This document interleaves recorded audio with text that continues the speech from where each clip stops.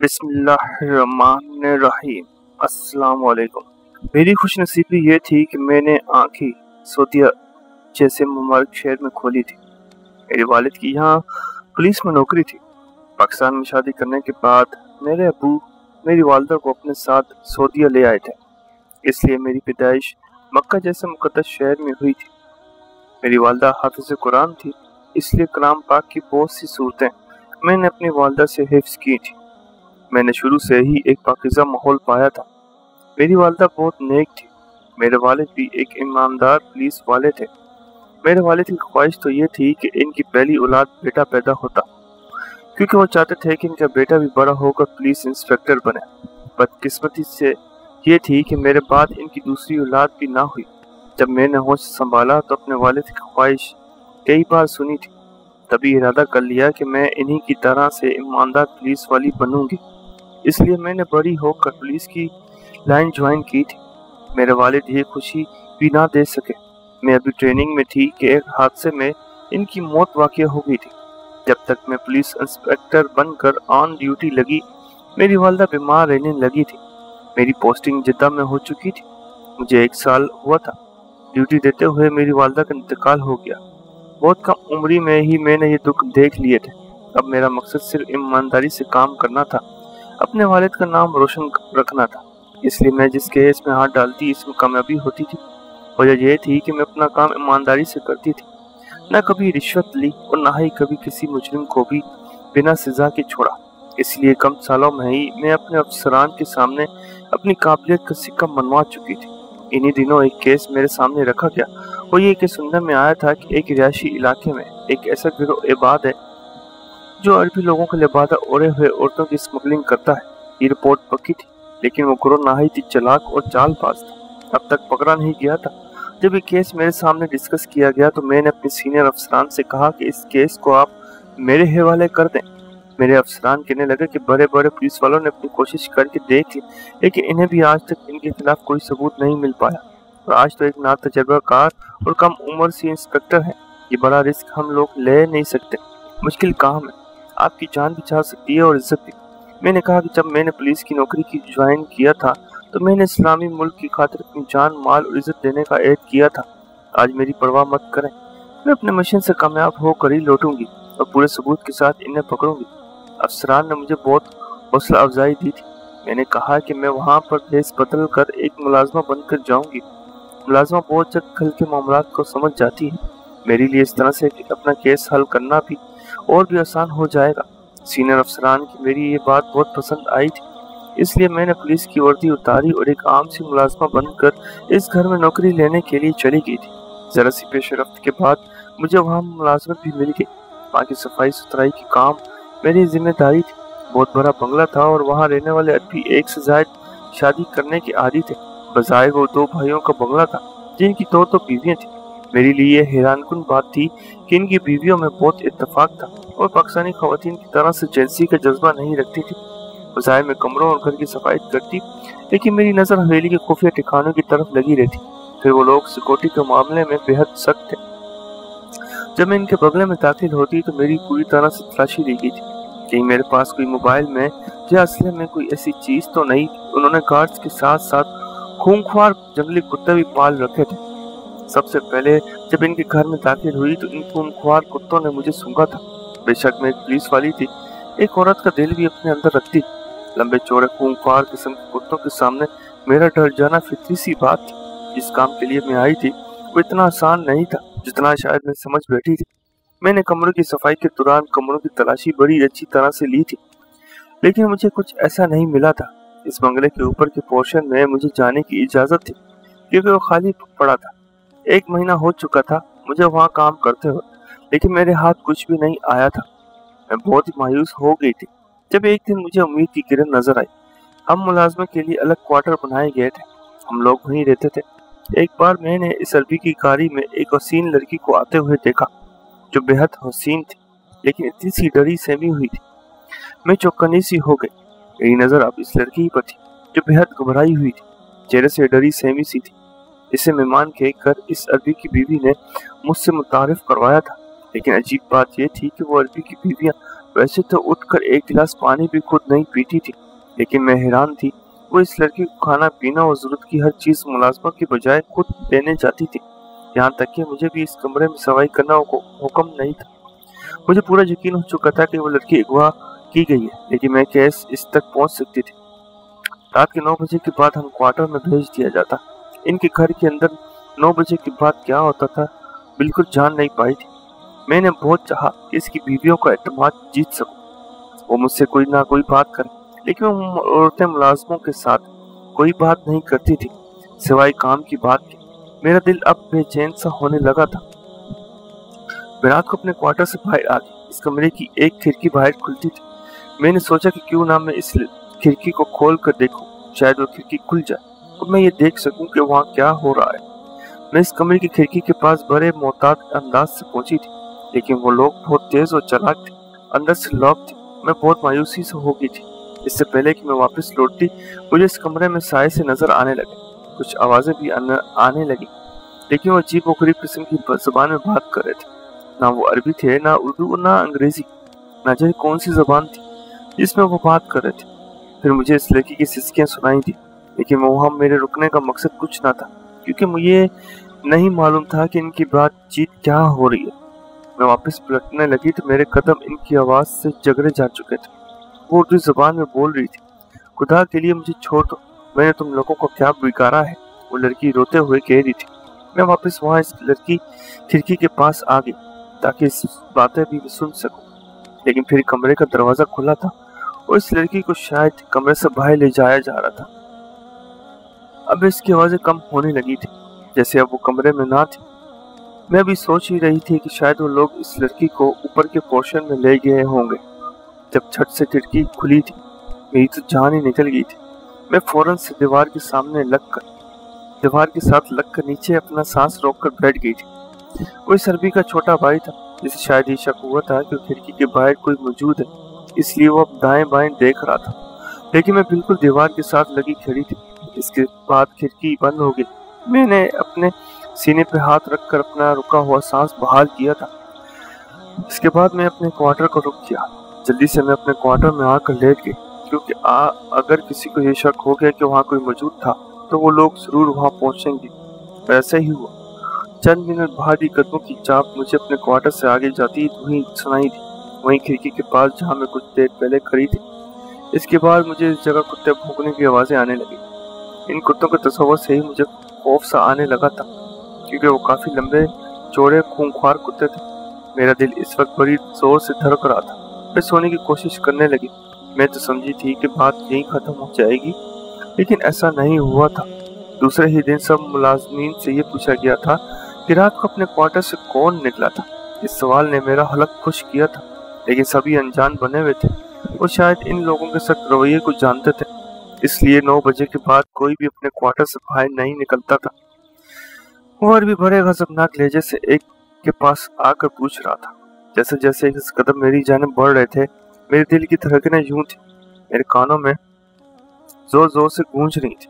और भी मेरे पास आकर खड़ा हो गया, मुझे गौर से देखने लगा। जितनी देर वो मेरे पास खड़ा था, इसकी नजरें मेरे लिए एक इम्तिहान बनी रही। फिर वो आगे बढ़ गया। इसके बाद से पेरेदारी में और भी सख्ती आ गई थी। काफी दिन बाद मुझे इस कमरे की सफाई को कहा गया जहाँ वो लड़की ठहरी थी, लेकिन आज वो कमरा खाली था। कमरे की चादर बुरी तरह से बिखरी हुई थी। कमरे में एक अजीब किस्म की बू थी। मैंने पर्दे खिड़की के पास से हटा दिए और बेड की चादर बिछाकर झाड़ू देने लगी, जब मेरी नजर कचरे की बास्केट में पड़ी। इसके अंदर मैंने इंजेक्शन की खाली सिरिंज और टूटे हुए इंजेक्शन देखकर मैंने फौरन से बाहर निकाले और पढ़ने लगी कि वो इंजेक्शन किस काम के लिए इस्तेमाल होते हैं। वो नींद की हैवी डोज थी, जिसके लगते ही बंदा चंद सेकंड में बेहोश हो जाता, फिर से 24 घंटों से पहले होश नहीं आती। मैंने इस बास्केट के अंदर मजीद चीजों को देखने की कोशिश की। जले हुए सिगरेट थे। इसके बाद जो मेरी आंखों ने देखा, मुझे अज़ियत से दो चार किया गया। एक सिगरेट पर खून लगा हुआ था, जिसे यकीनन इस लड़की के बाजू पर जलता हुआ लगाया गया था। इसके जख्म से रसने वाले खून से वो सिगरेट बुझ गया था। मेरी नजरों के सामने वो लड़की नजर आने लगी, डरी सहमी मासूम सी लड़की। मैंने वो सब चीजें वापस रख दी, कमरे की सफाई की और बाहर आ गई। लेकिन मुझे ये बात भी परेशान कर रही थी कि आखिर वो लड़की गई कहाँ। एक बार दोनों अरबी घर में मौजूद न थे। इनकी बेगमां भी दोपहर का खाना खाते हुई अपने कमरे में चली गई। किचन में काम करने वाली बावर्चन भी आराम की गर्ज से अपने क्वार्टर में चली गई। लेकिन मेरे दिमाग से वो लड़की ही नहीं जा रही थी जिसके बारे में मेरी मालकन ने यह बताया था कि वो वापस जा चुकी है। इसलिए मैं ऊपर के पोर्शन में आ गई। वहाँ जितने भी कमरे थे बंद थे। मैंने आस्ता आस्ता इन सब कमरों की देखा, सब कमरे ही लॉक थे। मैंने इन कमरों की खिड़कियां खोलने की कोशिश की तो एक कमरे की खिड़की खुल गई। वो कमरा खाली था। मैं इस कमरे में आ गई। वो कमरा किसी स्टूडियो की तरह से चुना हुआ था, जहाँ एक स्टैंड पे कैमरा लगा हुआ था और एक सिंगल बेड था। बाकी सारा कमरा खाली था। मैं इस कैमरे के पास आ गई। मैंने जब इस कैमरे को ऑन किया तो जो शर्मनाक वीडियो इस लड़की की बनाई गई थी, मैंने वो कैमरा बंद कर दिया। इस कैमरे की वजह से मुझे ये तो मालूम हो चुका था कि वो लोग लड़कियों को गैर कानूनी तरीके से यहाँ लाकर इनकी शर्मनाक वीडियो बनाकर इन्हें दूसरे ममालिक में स्मगल करते हैं। लेकिन मैं ये नहीं जान पाई थी कि वो लड़कियों को छुपा कर कहाँ रखते हैं। मैं इस कमरे से बाहर आ गई, वापस नीचे पहुंच गई। अभी तक मैं इस जगह नहीं पहुंच पाई थी जहाँ इसी लड़कियों को रखा गया था। मैं बेहद परेशान सी होकर रह गई, इन लड़कियों तक पहुंचकर इन्हें बचा सकूं। एक बार मैंने रात के वक्त अपने क्वार्टर के बाहर कदमों की चाप सी सुनी थी, जैसे वहां से चंद लोग गुजरे थे। मेरी कान नवाज पे खड़े हो चुके थे। मैं अपने क्वार्टर के दरवाजे के पास खड़ी थी। मैंने जरा सा दरवाजा खोला तो चंद लड़कियों को वो गार्ड वहां से ले जा रहे थे। लड़कियों के हाथ पीछे से बंद रखे थे। इनके मुंह पर पट्टी बांधी हुई थी ताकि इनकी आवाज कोई सुन ना सके। इस वक्त मेरे कमरे से बाहर निकलना खतरे से खाली ना था, लेकिन मैं समझ गई थी कि यकीनन मुझे पिछली जाने में कोई ऐसा खुफिया कैमरा मौजूद है जहाँ लड़कियों को रखा गया है। अगले रोज सुबह को मैं इस पिछले हिस्से में पहुंच गई, लेकिन यहाँ पर घने दरख्तों के अलावा कुछ ना था। मैं बहुत कोशिश की शायद वहाँ पर कोई तहखाना या कोई कमरा मौजूद हो, लेकिन ऐसा कुछ ना था। 2-3 दिन इस कमरे के पीछे चली जाती, लेकिन एक दीवार पर मेरा हाथ जाकर टकराया, लेकिन वो दीवार सीमेंट की नहीं थी। मैंने इस लकड़ी की दीवार को दाएं बाएं करना शुरू किया तो मेरी हैरत की इंतहा न रही। वो बाएं जानिब हो गई और दीवार ने इन्हें अंदर जाने का दरवाजा था। वो दीवार नहीं अंदर जाने का दरवाजा था जो मेरे सामने खुल चुका था, लेकिन अंदर घुप अंधेरा था। मैं जैसे ही अंदर गई वो नीचे एक और ढलान जैसी थी। अंदर जाते ही मैं अपने कदमों पर तवाज़ुन बरकरार न रख सकी और नीचे गिर गई। टकराती हुई एक तहखाने में पहुंच गई। जहाँ मैं पहुंची थी वहाँ रोशनी मौजूद थी, इसलिए जब मैंने वहाँ देखा बहुत सी लड़कियां वहाँ मौजूद थी जिन्हें रस्सियों से बांध रखा था, जिसकी अबतर हालत देखकर मुझे इनके साथ की गई ज्यादती का अंदाजा हो चुका था। इससे पहले कि मैं इनसे कुछ पूछती, मुझे कमरे का दरवाजा बंद होने की आवाज सुनाई दी, फिर किसी की इस ढलान से नीचे उतरने की। मेरा दिल धक से रह गया था। सामने अब वो अरबी लड़का खड़ा था। इसे देखकर मेरी रंगत ही उड़ गई थी। बेशक मैं एक पुलिस वाली थी, लेकिन इस वक्त बिना किसी हथियार के थी और पकड़ी भी जा चुकी थी। वो अरबी बड़े खौफनाक अंदाज से मेरे पास पहुंचा और मेरे मुकाबिल खड़ा हो गया।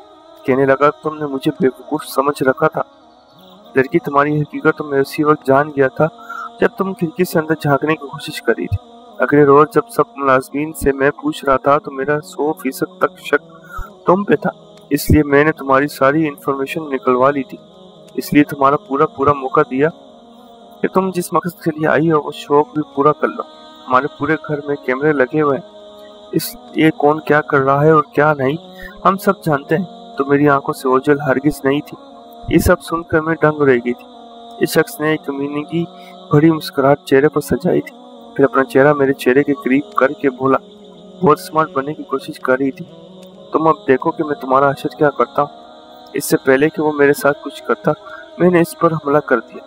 मेरे पास असला तो मौजूद ना था, लेकिन मैं लड़ना जानती थी, इसलिए मैं ऐसे मारने लगी। इसे शायद मुझसे ऐसी उम्मीद ना थी, इसलिए मेरे पंज मारने पर दूध जा गिरा।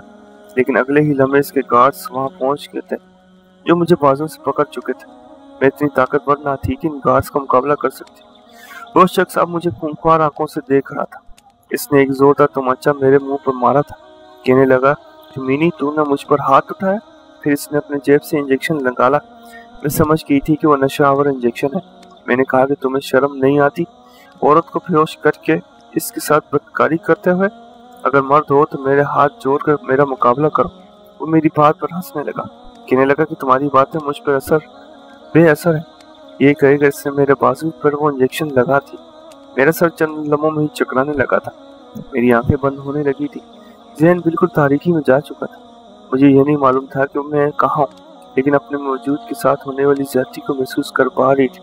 मुझे लगा कि मेरे रुखसार पर किसी ने आग का शोला रख दिया हो। नींद बेहोशी की हालत में अपने वजूद पर दिए गए जख्मों पर मुझे बड़ी शिद्दत से तकलीफ हो रही थी। जब मुझे होश आई तो मैं इस कमरे में मौजूद थी जहाँ कैमरा लगा हुआ था।